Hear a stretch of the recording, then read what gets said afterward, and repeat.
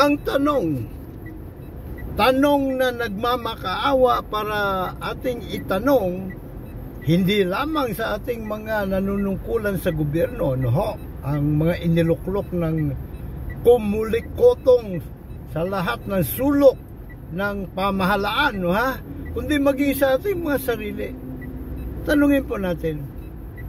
Tanungin natin kung bakit napakayaman ng inang bayan pero sandamakmak sa hanay nating 99.9% masang itsapwera ang mga hikahos, hirap na hirap sa buhay. Bakit? Oh. At syempre, ang sagot, dahil sa mga salot na kurakot na hindi napapanagot sapagkat kontrolado nila ang hukumang trial by palakasan. Hey, good morning mga kapwa ko soberanong mga mamamayang Pilipino, lalo tigit ang aking mga kahanay sa 99.9% masang itsapwera. Muli, andito na naman tayo sa ating studio kalye sa NLEX, okay?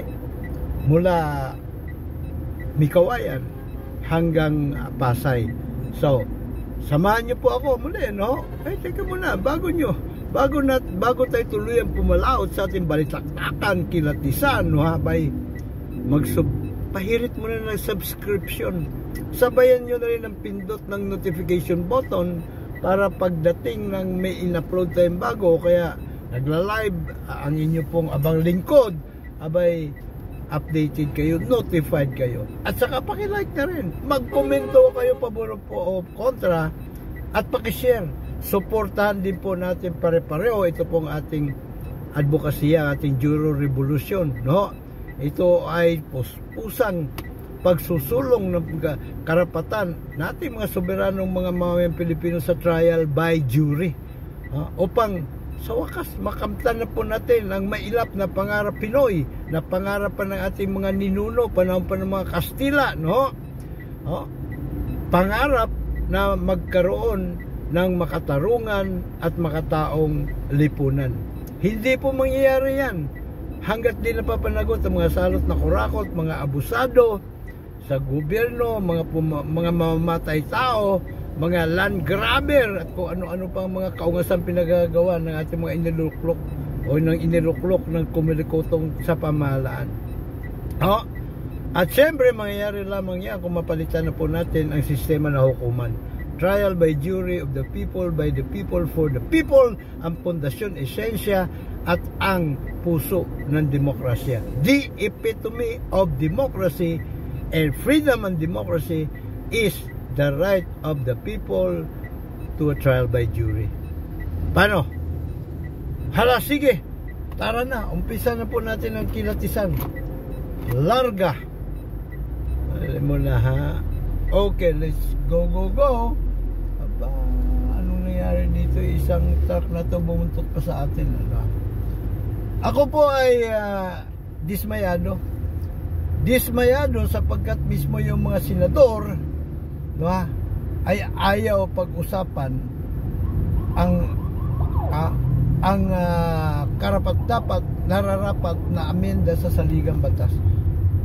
Pero having said that, mukhang may bago na sila ngayong tono, dahil gusto nila pag-usapan, talakayin ng Senado at ng Kamara de Representantes ano po ang kaukulang mga dapat amendahan sa ating saligang batas. Ulit ko sa mga hindi po nakakaalam, no po, ang saligang batas po natin ay isang buhay na dokumento.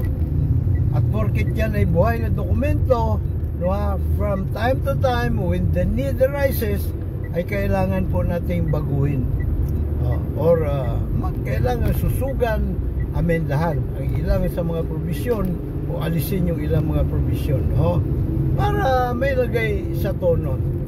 Sa kaso po ng ating 1987 Philippine Constitution, umpisa pa lang po, umpisa pa lang nang naratify yan nating mga Pilipino, abay dapat na po amendahan. dapat lang amendahan sapagkat ito po ay peke na demokrasya. Bakit peke? Hindi nga ba't nakalagay doon sa ating preamble that we, the sovereign Filipino people? Diba? Pag pinaikli mo yung preamble na yun, kasi pwede pa i-compress yun eh. Diba? Tagalogin natin para mas maintindihan ng mas nakakarami, no? Ang dapat doon ay kami, no? Ang kataas-taasang makapangyarihan sa bayan, no? Ay humihirit, nagsusumamo ng gabay at patnubay mula sa dakilang may kapal, ang Panginoong Diyos, upang makapagtatag ng makatarungan at makataong lipunan. Pero sa kasamaang palad, abay hindi po isinama. Hindi po isinama, ipinagkait sa atin nung framers ng 1987 Constitution ang people power. Democracy is people power. The power in the hands of the people. At paano magkakaroon ng kung napanood nyo po yung ating mga interview patungkol sa sovereignty. Kasi sovereignty resides in the people. Ano ba ibig sabihin ng sovereignty? Ito po ay kataas-taasang kapangyarihan. Dakilang kapangyarihan. Sa madaling salita, ang kapangyarihan po, ang poder, dapat nasa mamamayan, nasa atin. Ingat, may bagay na nakahambalang sa daraanan. Sa kamay. Nakahambalang daw sa dadaanan. Nakahambalang? Ala naman Anyway, wala dapat sa kamay ng mga nanunungkulan. Pero, yun nga, dahil tayo po ay sovereign, pero wala ho tayong karapatan sa trial by jury, na wala po sa atin yung poder. Wala sa atin yung kapangyarihan. So kahit na sinasabi doon na we are the sovereign Filipino people, sa saligang batas, pero sa realidad, ang sovereignty rito ay naroon sa kung sino ang nakaupo sa trono ng Malacanang. At syempre, kung sino yung mayor, kung sino yung gobernador, kung sino yung barangay chairman. Pero may mga pagkakataon na kahit mas mataas ang ranggo ng gobernador, ay hindi niya kinakayang power ni mayor. Dahil si mayor ay konektado sa Malacanang. Malapit siya sa Malacanang, ang gobernador ay kalaban sa politika. So sinusunod ng mga pulis, mga militar, siyempre si mayor, diba? Yan ang kalakaran ng palakasan Padrino system na nakakasuka na. Na dapat matagal na nating ipinagpagyan. Simula pa nung nagkaroon tayo ng independence. Yun nga lang, hindi nga nila isinama sa ating mga karapatan, ang karapatan sa trial by jury. Kaya tayo ay mga sovereign sa turing, pero sa realidad, mga alipin. Nakita niyo, hindi po ba? So, para yan po ay maitono na natin ang demokrasya, ating imumungkahi sa mga mambabatas, sa mga senador at sa mga kinatawan, na ang dapat nilang unang-unang amendahan yung Bill of Rights para idagdag ang karapatan sa trial by jury, para tunay ng demokrasya ang umiiral sa bansa, para mapapanagot natin yung mga salot na kurakot at yung mga mamamatay tao, para malitis na rin ang mga kaso ng extrajudicial killing na ginawa nung administrasyon ni Digongong. Malitis na sa mga hukuman at magkaroon talaga ng due process.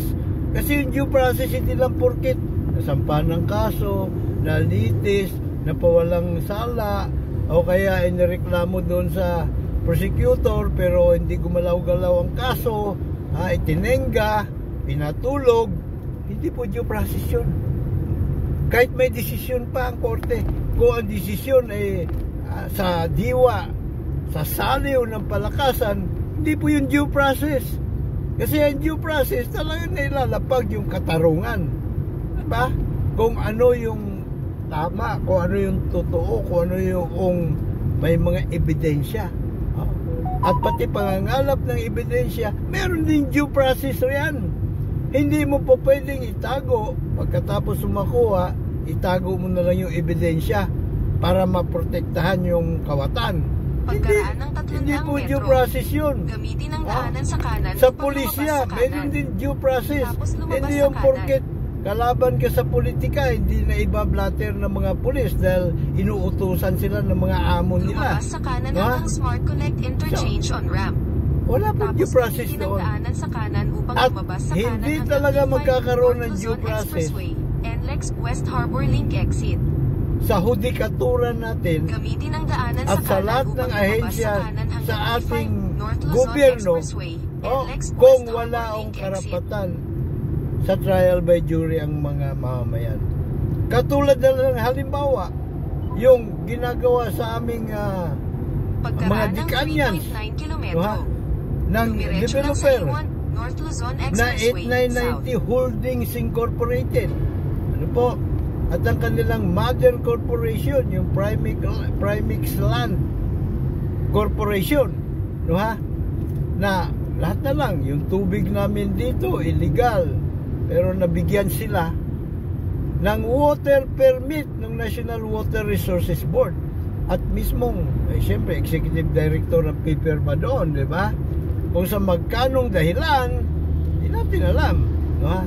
Pagkatapos yung ceiling price ng economic subdivision na 1.7 lang dapat, abay malagwa, lahat ng units dito sa Dika-Homes Migawayan subdivision ay umaabot ng mahigit 2 milyon, diba? Sobra doon sa tinakda ng batas na ceiling, na 1.7 million lang. Yung mga ginawa nila amenities dito substandard, yung mga kalsada substandard, pinakipot pa. Diba?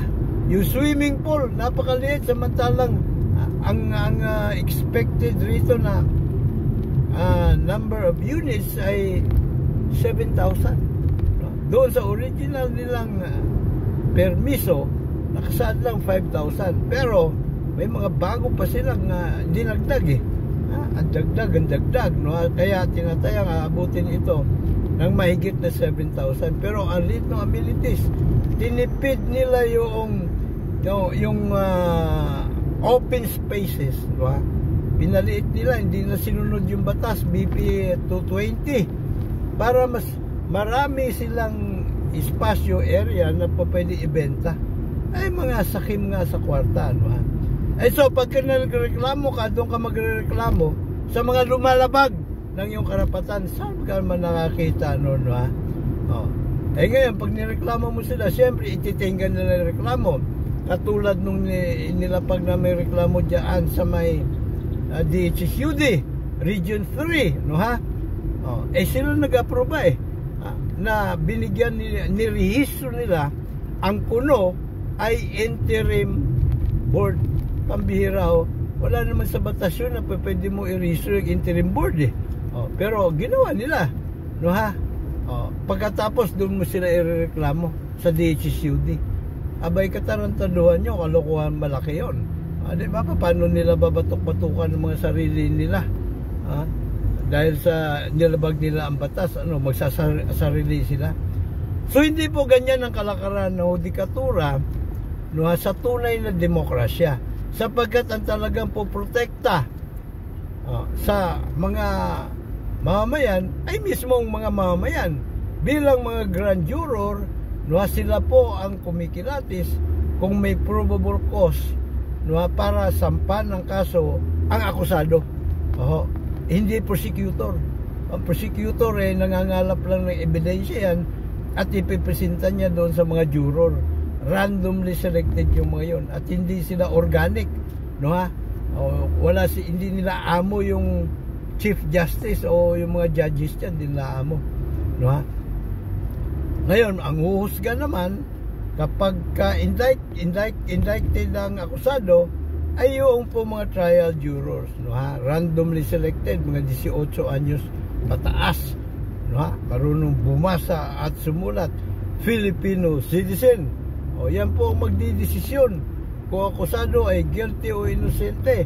So hindi po na mamanipula, hindi na si sindikato. Talagang independent po na judiciary ang meron kapag trial by jury ang uso sa bansa, no?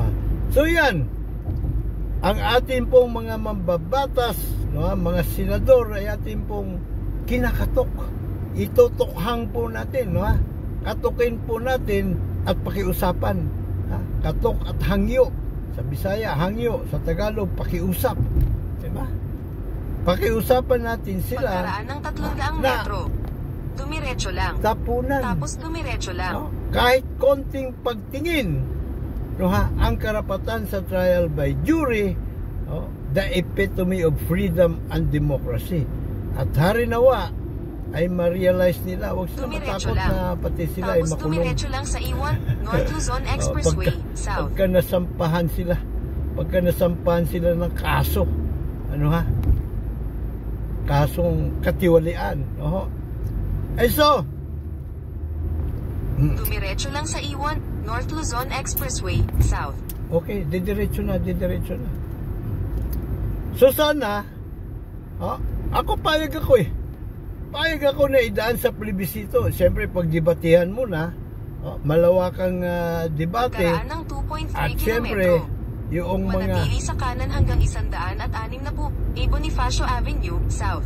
Bonifacio, bakit sa Bonifacio tayo pinabababa nito? Pambihirang patis ito. Huwag naman sa Bonifacio, malayo pa yan eh. Bandang Pasay pa tayo nito abutin eh.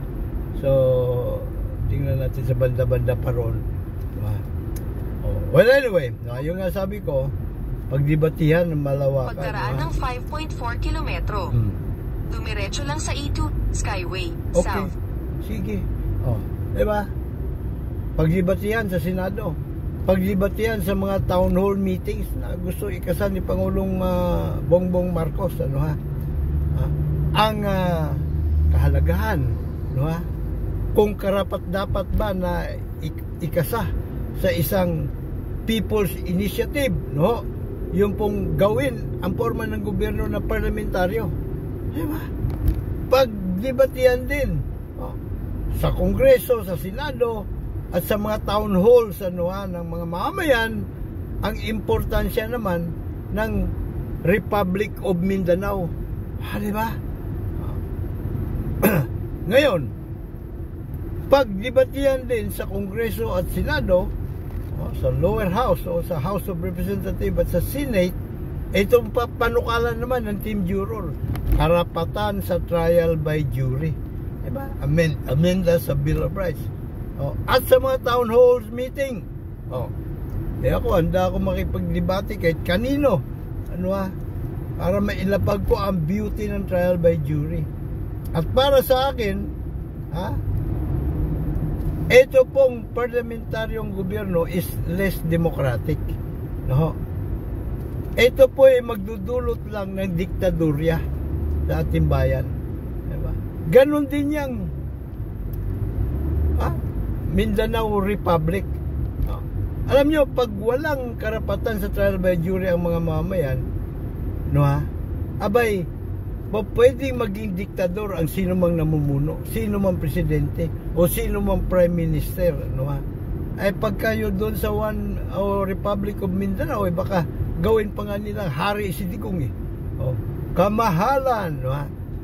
So, tunay po, pag wala tayong karapatan sa trial by jury, wala po sa atin ang sino ba itong tumatawag na ito? Hello po? Hello? Driving lang po ako, ma'am. Tawagan kita mamaya kung sino ka man o sir ka man, ma'am, okay? Pambira tong linchok na to, Sa bagay hindi niya maalam eh. Alam ba? So yung tatlong yan, pagkatapos na mapagdebatihan ng masingganan, umaatikabong diskusyonan, saka natin ngayon ilalapag sa sambayanang Pilipino, sa mga soberanong mga mamamayang Pilipino, para pagbutuhan sa isang plebisito. Yes or no lang. Gusto ba ninyo na maging parlamentaryo ang ating gobyerno? Yes or no? Gusto ba ninyo na maging magkaroon ng republic o Mindanao Republic? Yes or no? Hello po. Hello. Hello. Hello, nasa na po kayo, kuya? Nasa kwan na ako, nasa Skyway. Mga ilang minutes na lang po kayo? Dali titingnan natin yung ano natin na kung mga ilang minuto pa abutin. Ang sabi rito ay 30 minutes. 50? 30 estimate ng ating navigator. Sige po. 14 kilometro. Sige po, bye-bye.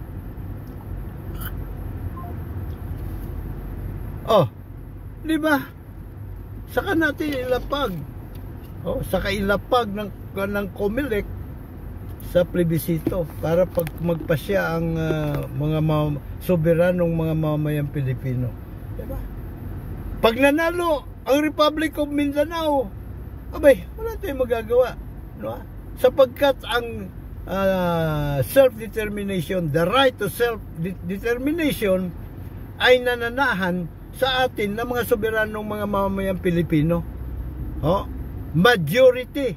Ang mayorya sa atin pag nagsabi, okay, approve, Mindanao Republic. Di, yun na masusunod. We, the sovereign Filipino people, di ba? Nasa atin ang kataas-taasang kapangyarihan, ang dakilang kapangyarihan. So kahit na anong batas pa riyan ay hindi uubra, no? Hindi uubra sa kapangyarihan natin. Kahit na sino pang elected na official, hindi po uubra sa ating kapangyarihan, no? Dapat po nating tandaan 'yan ng mabuti-buti. Kaya magbabayad pa pala tayo rito. Di pa ba?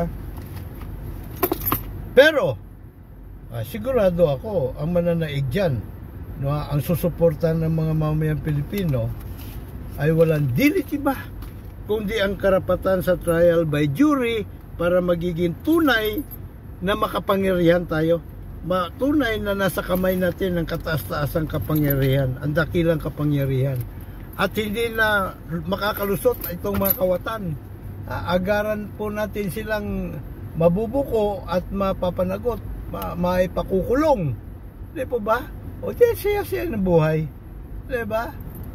Ligtas so tayong lahat pagka nagkataon, pagka meron na tayong trial by jury, no ha? At siyempre, mga milyonaryo, hindi na nila makakaukaw ang katakot-takot na kayamanan ni Inang Bayan, no ha? Na mana from heaven. Hello po. Magkano? 139. Aba, may ganun pa pala.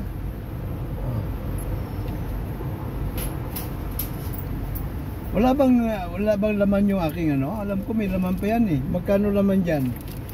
Balance. Hindi nga, pero may laman bang ano ko? Wala. Okay, sige. Salamat. Wala na daw laman. Ako. Anyway, pwede naman palamanan yan eh. Bahala si Bajur dyan. Okay. So, ayan ha. So, ngayon pa lang, mga kapwa ko soberanong mga mamamayang Pilipino, no? Lalo tigit yung aking mga kahanay sa 99.9% masang itsapwera, no? Hindi ako naniniwala eh. Hindi ako naniniwala na itong mga politiko na tarapo ay ilalagay sa tono ang ating pong bansa, ang hudikatura. Malabo yun para sa akin eh, no ha? Dahil siyempre unang-unang maapektuhan sila ay baka sa kulungan pa sa pagdadamputin lahat. Kaya ang gagawin po natin, abay, suportahan natin ang bayanihan sa pagtatatag ng Partido Soberano Pilipino nating 99.9% masang itsapwera. at magluluklok ho tayo ng ating, lahat tayo, by the way, na miyembro ng partido, no, ay kwalipikado na tumakbo sa anumang halal na posisyon na ating gugustuhin. Siyempre, o sobra-sobra ang magiging kandidato sa isang posisyon, ay yung kapwa natin miyembro ang huhusga. Diba? Ang mamimili kung sino ang mamanukin. Diba? Kung sino henyo. Ay ka nga ni Joey De Leon. No, ha? So yun. Pero siyempre kung ikaw ay gusto mong tumakbo sa anumang posisyon, ay ngayon pa lang ilad mo na. No? Kung hindi ka pa miyembro, magpa-miyembro ka dun sa ating Facebook group na Philippine Trial by Jury Movement / Partido Soberano Pilipino. At ilapag mo na doon yung iyong mga resibo. Anong kakayahan mo, anong gusto mong mga panukala, anong gusto mong gawin pagka ikaw ay sinuportahan ng ating mga kapwa at sapwera. So yun, demokrasyan tunay ang umiiral dito sa ating partido. Na by the way, ilulunsad po natin sa February 25. February 25, itong buwan na ito, buwan ng pagmamahalan. Sapagkat ang jury justice system po ay pagtugon ho ito Tugon po ito sa atas ng Panginoon to be your brother's keeper. Diba? So, pagmamahalan. At isa pa, nung February 25, 1986, nagganap ang people power. Pero noong mahawi ang usok, ang power, nandun pa rin sa mga tradisyonal na politiko. Wala sa people. Bakit? Hindi nga nila isinama, pinagkait sa atin ang karapatan sa trial by jury doon sa 1987 Constitution. Gamitin ang alinmang daanan upang dumiretso. Diretso lang. Sige, dumiretso. So yan po missing link. Kaya baboy na baboy ang ating pong bayan. Dumiretso lang sa E2 ang Skyway gobyerno. South. Ang nakapagtataka lang, di ba kayo nagtataka din?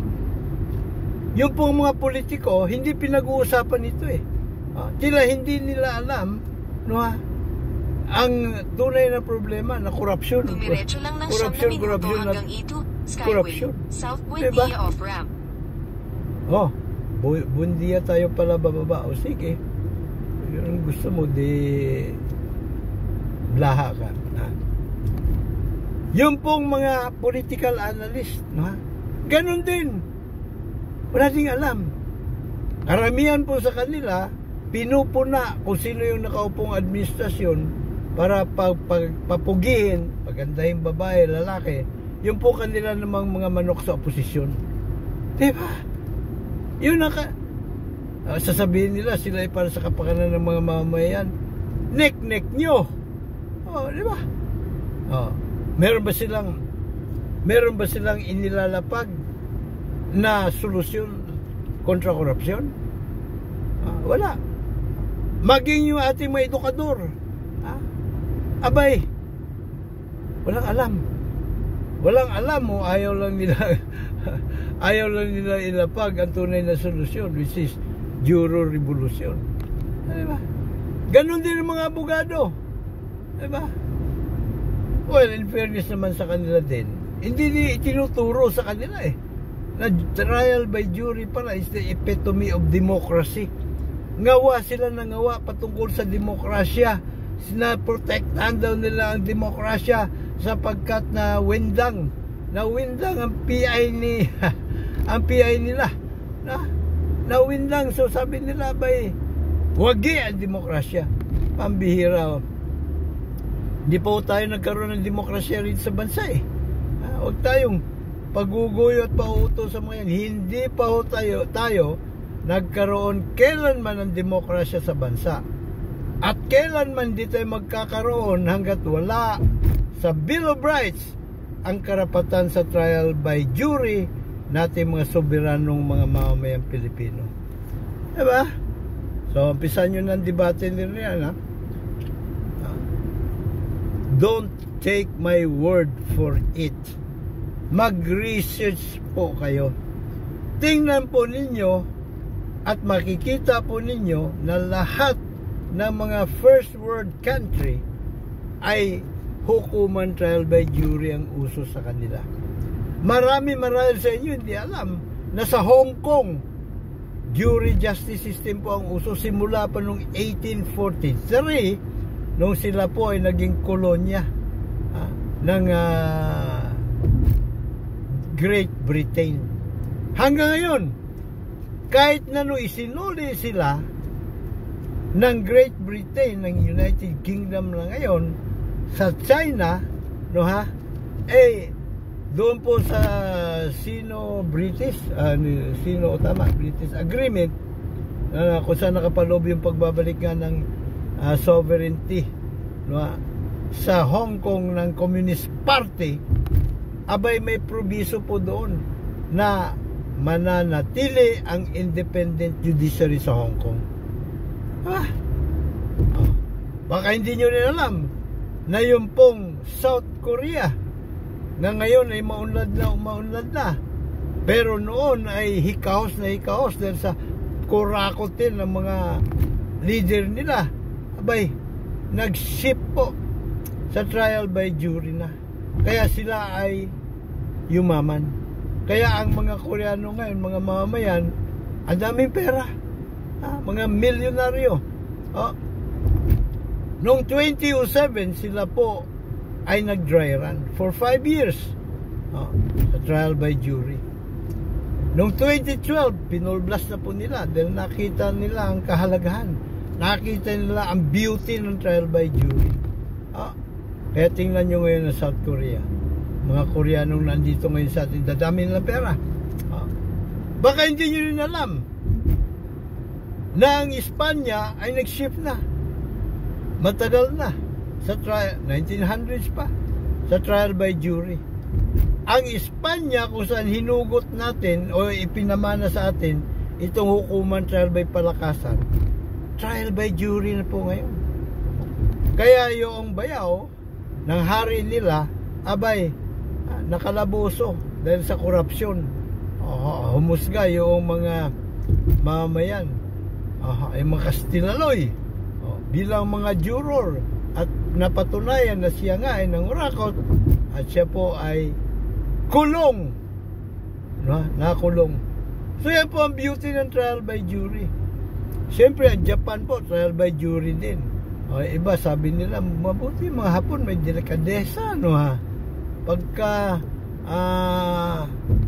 naakusahan, nabuking, kusa nang bumibitiw sa pwesto. Yung iba naghaharakiri pa nga diba? Pero ang hindi, akala nila delikadesa yun. Hindi ang susi po doon yung kanila hukuman trial by jury.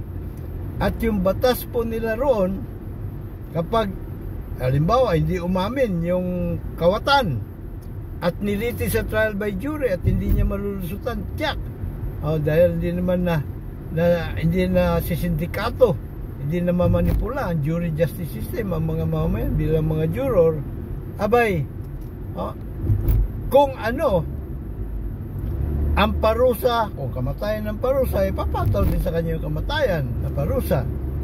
Pagkatapos babawiin pa, isisequester ng gobyerno lahat ng kayamanan ng buo niyang angkan.